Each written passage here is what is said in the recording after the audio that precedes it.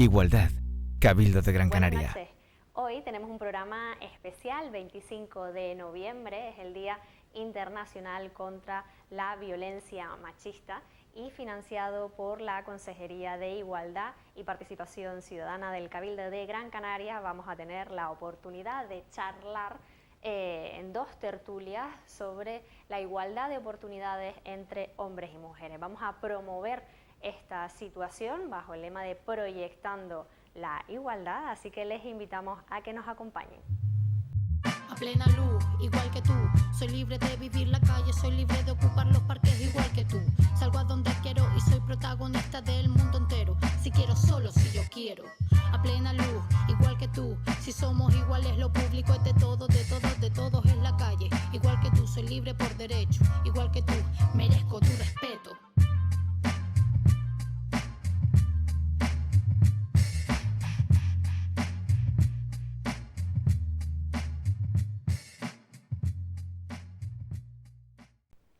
Igual que tú, soy libre por derecho, es lo que nos cantaba Suri, la rapera, y bueno, es lo que nos va a dar pie para este espacio de Proyectando con Igualdad. En la primera mesa de tertulia ya tenemos aquí con nosotros en el estudio a los colaboradores, a quienes pasamos a saludar. En este caso, a mi derecha tenemos a Carmen Zurita Guerra, presidenta de la Asociación Mujeres Jóvenes de Gran Canaria, Ágora y Violeta. Bienvenida, Carmen.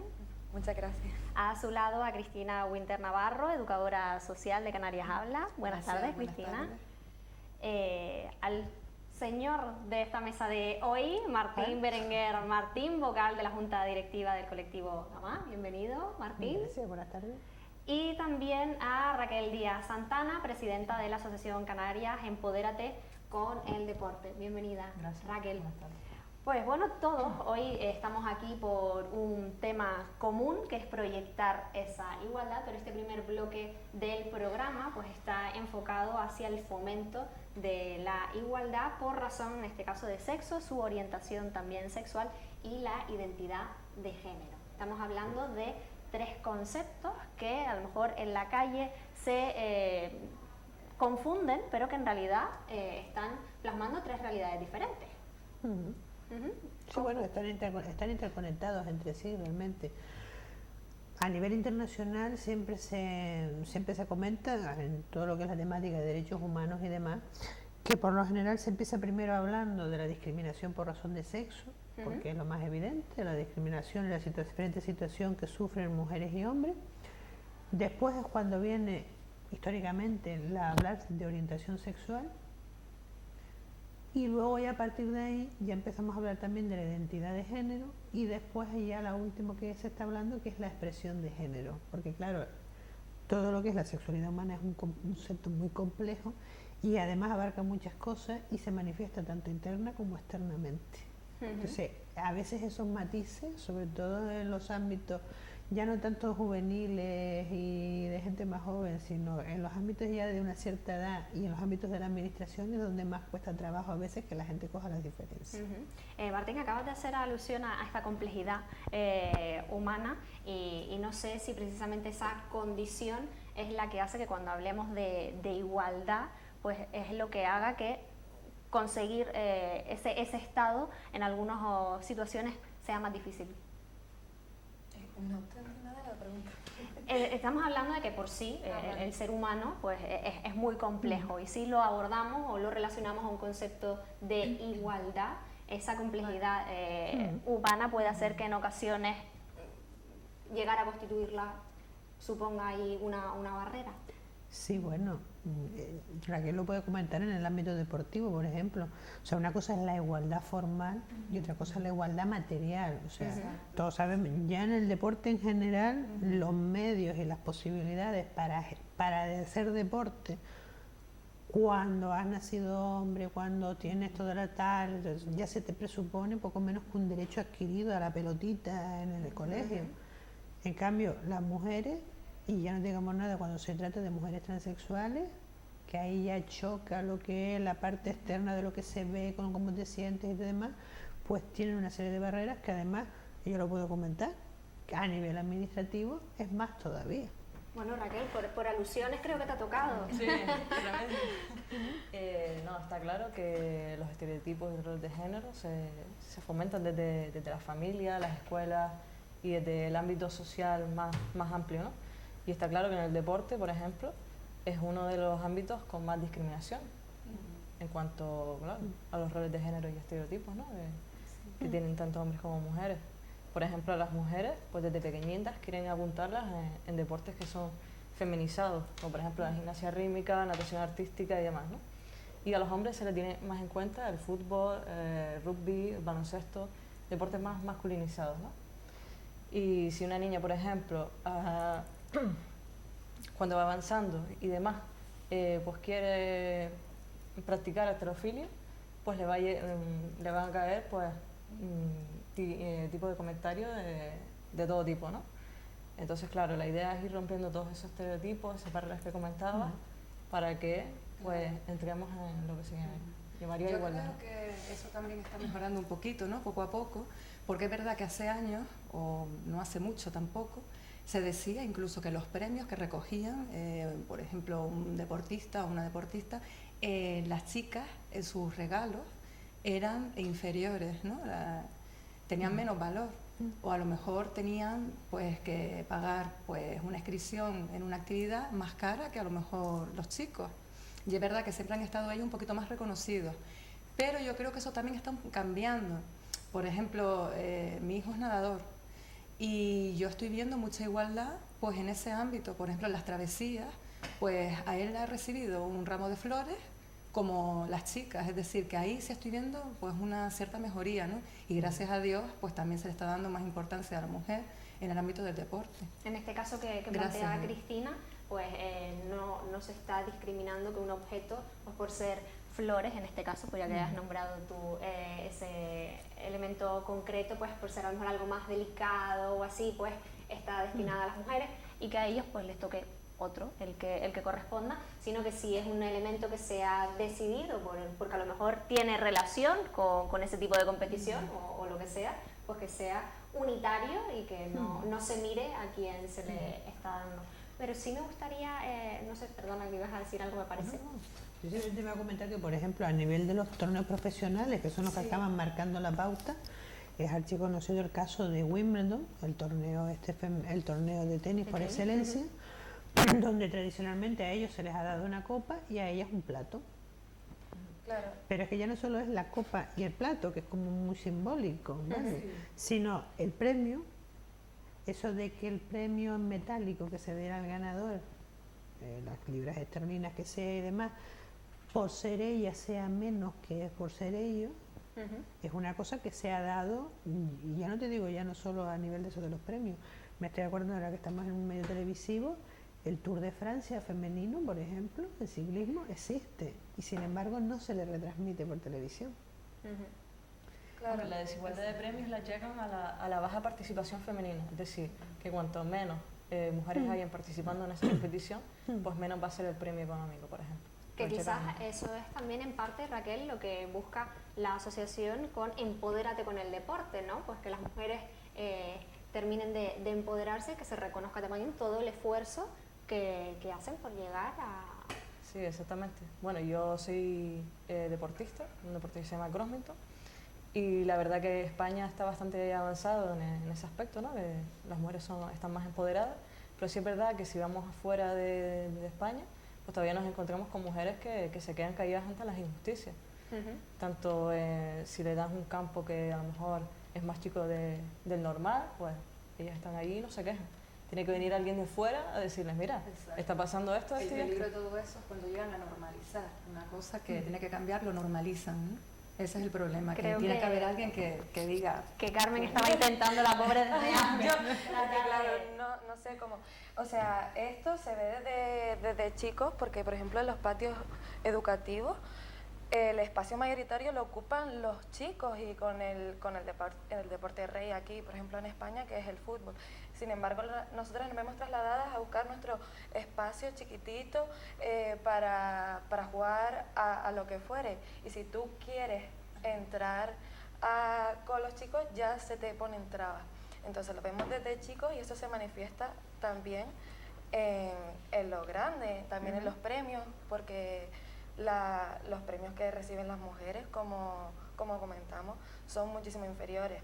Y sí es verdad que en España más o menos está igualado, pero por ejemplo el fútbol femenino no se tiene nada en cuenta, la Copa de la Reina ni siquiera es televisada públicamente como puede ser, o en casos en el que vemos que los premios son denigrantes ya, como vimos en el norte de España que se le ofrecía un vibrador a la ganadora. O sea, eso no puede estar pasando a día de hoy. Y eso es algo que tiene que cambiar desde las instituciones. Como deportistas entiendo también que cuando se lanzan este tipo de situaciones, pues en el tiempo en el que estamos parece inaudito, ¿no? Es decir, ¿qué se está haciendo frente a esto? ¿Es realmente simplemente una cuestión de educación? Bueno, la educación tiene dos partes, o sea, está lo que es la parte formal, lo que es la educación pues a nivel de los que vienen, de las nuevas generaciones, para que no repitan modelos y demás. Y luego está la otra parte más informal, que muchas veces lo que Carla Antonelli, por ejemplo, dice muchas veces de que las leyes tienen una función educativa. En el ámbito penal te puedo asegurar que la función educativa es un poco más más expeditiva, pero sin ir tan lejos, lo sí que es verdad que muchas veces las leyes actúan enseñando caminos y enseñando formas de hacer las cosas, poniendo límites y también indicando cómo se tienen que hacer las cuestiones. O sea, basta simplemente con que la ley diga no, tiene que haber una igualdad, tiene que haber no sé qué, principio de equidad, principio de proporcionalidad, sino que luego eso hay que saber aterrizarlo. O sea, lo que no puede ser es que, por ejemplo, que un profesional que te va a atender en otros campos vaya con el prejuicio por delante. Como por ejemplo, porque por ejemplo, en el caso del deporte, pues se supone que tiene que hacer unas prestaciones y todo lo demás. En el caso médico, que muchas veces está interrelacionado con el tema del deporte, ya hemos tenido casos, por ejemplo, con los temas del dopaje y todo ese tipo de cuestiones, por el papel de las hormonas y todo ese tipo de cuestiones. Hay deportes que son olímpicos y deportes no olímpicos, donde las normativas son diferentes, porque se presupone que la testosterona da una cierta ventaja, esto y lo otro, pero ahí entra también el prejuicio con las mujeres transexuales, y obviando que hay casos que son distintos. O sea, no estamos hablando, por ejemplo, las mujeres transexuales a partir de unos 30 o 40 años no están en la misma situación hormonal, por ejemplo, que una persona que empieza con sus bloqueadores hormonales y que está desde la adolescencia. Y que estamos hablando en este caso de una situación personal que está completamente alejada de esa práctica deportiva, por ejemplo. Exactamente. O sea, aunque en realidad al final el deporte acaba siendo un espejo de la vida, como se suele decirse, y viceversa. Pero ¿qué pasa? Que si tú estás viendo en unas noticias deportivas que un organismo internacional, como es la Organización Internacional de Atletismo, considera que unas personas no son mujeres si pasan un determinado nivel de testosterona, indirectamente estás dando pie, ya no solo que estés fastidiando a la gente que tiene una identidad de género distinta o que tiene una expresión de género o que tiene unas características físicas diferentes, o sea, ya estás considerando que no son mujeres las personas que no cumplan unos requisitos biológicos que ponen unos señores sentados en un despacho, que por mucho diploma que tengan de cirugía, son unos señores sentados en un despacho. Y que no dejan de ser blancos burgueses. Exactamente. Y eso da bien también a que luego a partir de ahí, pues por ejemplo, que las personas que no tengan una determinada altura, que las personas que no tengan un determinado ancho de cadera, que las personas que no tengan un volumen de voz determinado, o sea, a partir de una cosa tan tonta, entre comillas, como esa, es el pie. O sea, en este aspecto, en la sociedad en la que vivimos actualmente, el deporte no deja de ser un espejo de una serie de valores. Estamos hablando del deporte, por aterrizar todos en un ejemplo, pero también nos sirve un poco como para saber cómo después una circunstancia obliga a esa persona a seguir escarbando en su vida personal, ¿no? A lo mejor le lleva a dar más explicaciones de que a lo mejor para lo que ha ido, que es a competir, pues no sería necesario, o en otras circunstancias a cualquier otra persona no se le pediría. No, lo que estaba hablando Marta tú, por ejemplo, es que muchas mujeres tienen el estado psicológico de indefensión aprendida. Es decir, que creen que no pueden hacer determinados deportes porque se los marca ya la familia. Exacto. Entonces hay que acabar Las con eso. limitan y ellas Exacto. mismas se lo terminan creyendo, entonces es una lucha continua. Sí, eso es una lucha que llevamos muchísimas, por ejemplo, desde Mujeres Jóvenes, que es mi colectivo.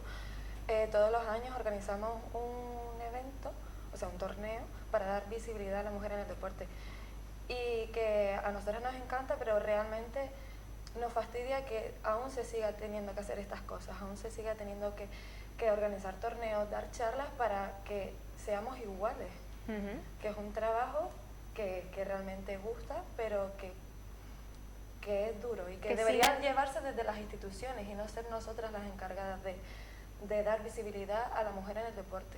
Debe ser algo implantado ya en todas las instituciones. Creo que entonces Carmen acaba de poner sobre la mesa un asunto que no sé si el resto también comparte, y es que ya solamente en este también fomento de la igualdad no siempre entonces se tiene todo el apoyo o los recursos necesarios para que marche mejor. Hombre, para más que nada, te digo por experiencia de lo que es el mundo asociativo, porque la asociación de la que formo parte, la junta directiva ahora mismo, tenemos un cuarto de siglo detrás de experiencia, entonces hemos visto bastantes cosas ya. Y la cosa es que muchas veces, en muchas administraciones, a veces hay unos perfiles determinados en el sentido de como que la igualdad es una especie de María, así directamente. Y se dice el pecado, pero no el pecador, ¿verdad? Pero muchas veces nos encontramos, todos los que trabajamos en estos ámbitos, nos encontramos a veces con gente que dices tú, digo, para la foto y poquito más sirve, porque no se lo creen realmente, sino que hay mucho paripé. Postureo. Claro. Sí, también se trabaja en unas fechas determinadas, no trabajando durante todo el año. Mucho postureo. Sí. Cuando se acerca el 8M, básicamente. Ay, sí, Eso es. Que es mi cumpleaños. Entiendo entonces en cierta manera de que hay situaciones donde la parte teórica o conceptual, por llamarlo de alguna manera, digamos que nos la sabemos de carrilla, pero no lo tenemos tan integrado como deberíamos, y que si esa misma integración las propias instituciones no la tienen hecha suya, luego después al ciudadano quizás les puede costar también más. Sí, no. Mira, tenemos el ejemplo, ahora estos días precisamente tenemos el ejemplo, o sea, mucho hablar del empoderamiento femenino en el mundo del deporte, precisamente a través del tema del fútbol y tal igual, y está convocada una huelga indefinida de la Liga de Primera División para tener un convenio colectivo y tener derecho a cobrar. Sí, lo que piden ellas son 12.000 euros anuales y le están dando 8.000 euros. Claro, Entonces, claro. No, y además que hasta ahora ni siquiera seguridad social y demás. O sea, yo no te digo nada, sino desde el punto de vista del ámbito laboral, las repercusiones que eso tiene, que en realidad es un reflejo de lo que es la situación general. Porque claro, ahora mismo, por ejemplo, en España pues sí, hay una serie de protecciones generales a nivel del Estatuto de Trabajo y demás. Pero, por ejemplo, hay países donde despedir por la orientación sexual, o sea, por parecer gay, por tener una expresión de género que se considera afeminada o demasiado masculina, que te puedan despedir sin derecho a indemnización. O sea, eso en la situación de la legislación española parece una aberración, pero es que muchas veces, ¿cuántas veces la imagen de la empresa? A día de hoy sigue sucediendo, lo que no se dice abiertamente. Claro. O sea, por ejemplo, como hablamos antes, la realidad trans es que se cuesta muchísimo más las personas que son trans encontrar un trabajo. Y vemos la realidad que es o te dedicas al mundo del arte o la prostitución. Y esas son sus dos opciones normales o a grandes rasgos, que son mucho más válidas que eso, y válidos. Y la realidad es esa, que es que no lo tenemos en cuenta. A la persona trans que se le contrata para el cine o para el teatro, y solo para puestos de persona trans, nada más allá, o se ven obligadas a hacer la calle. Y es una triste realidad. Es triste. Sí, porque a lo mejor ellos quieren emprender en otras cosas y les tienen limitado en un mismo ámbito, y a lo mejor pues quieren hacer cosas muy diferentes y tienen todo el derecho del mundo. Es que incluso según la franja de edad, o sea, hay estadísticas según la franja de edad tienes, entre cuando la persona está visibilizada como persona trans, ¿vale? Porque claro, una vez ha cambiado la documentación, en principio, salvo obviamente que estés en determinados ámbitos como el deportivo y estés compitiendo, que obviamente canta por los temas del control del dopaje, y porque lo tienes que informar, porque son cuestiones médicas, pero normalmente estamos hablando de unas estadísticas de entre un 80 y un 85% de media, porque después hay campos laborales, incluso en el ámbito de la ciencia y de puestos universitarios y demás, donde puede llegar tranquilamente al 90%. O casos como alguno que ha habido, de publicar un trabajo con un nombre, cambia su documentación, y después hacer la posición y venirle otra persona a especificarle, ah, mira, qué bien, mira, me gustó mucho el trabajo, dice, escribes mejor que tu hermana. Y siendo la misma persona la que había hecho los dos trabajos, pero ahí entra también el estereotipo y el cliché de que las mujeres en ciencia no van, de que no sé qué, o sea que también esos condicionantes también están por ahí.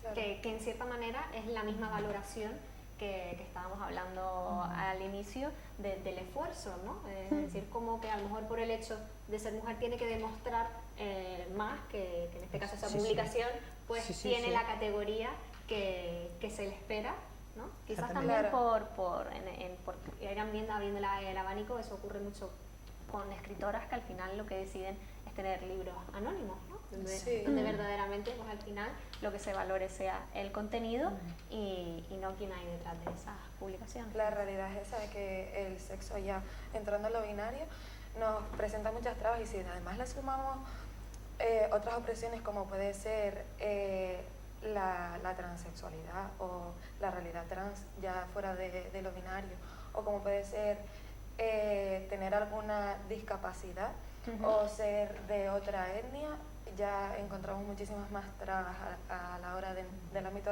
laboral e incluso del ocio en sí.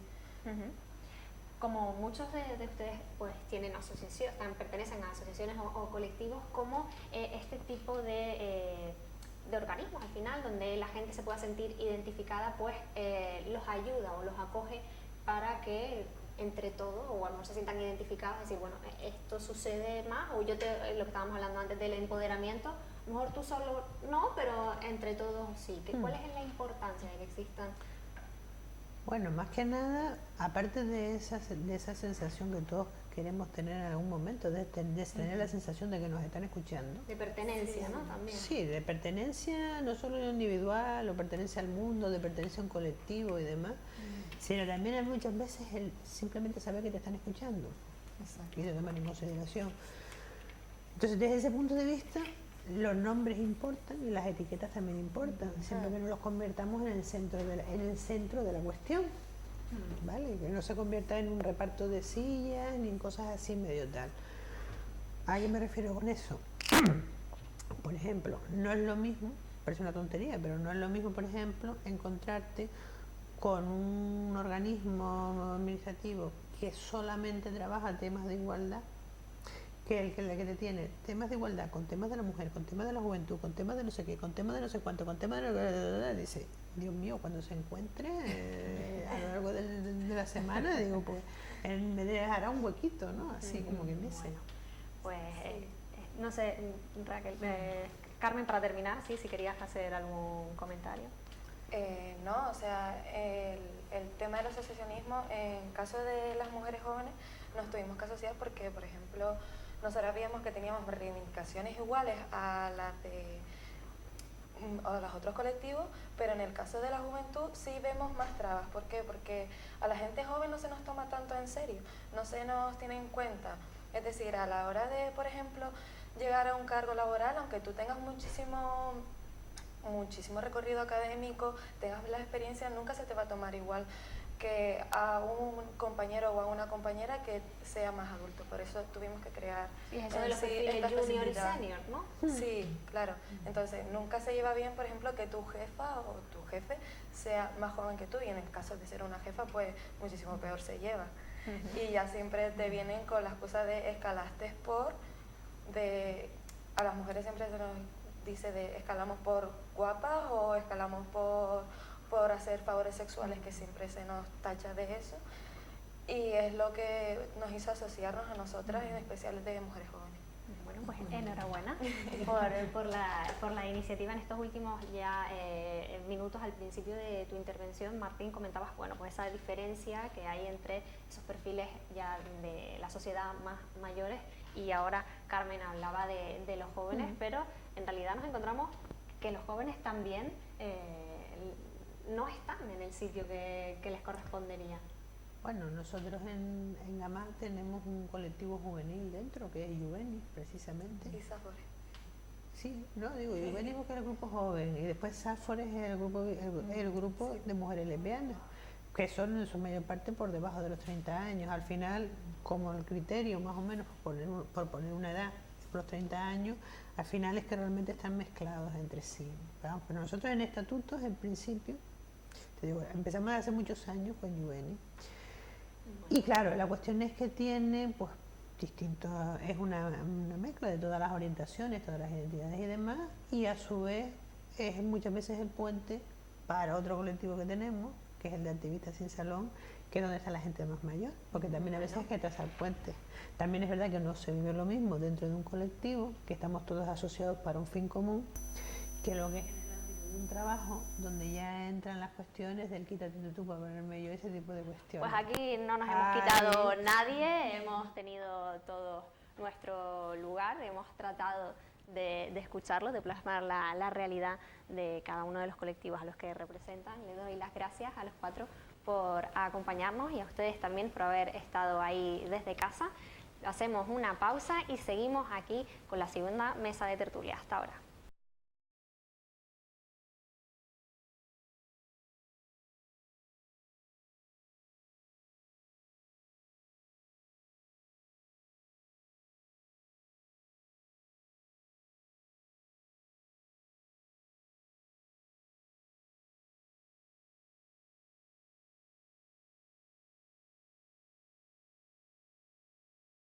Controlar. Igualdad. Cabildo de Gran Canaria.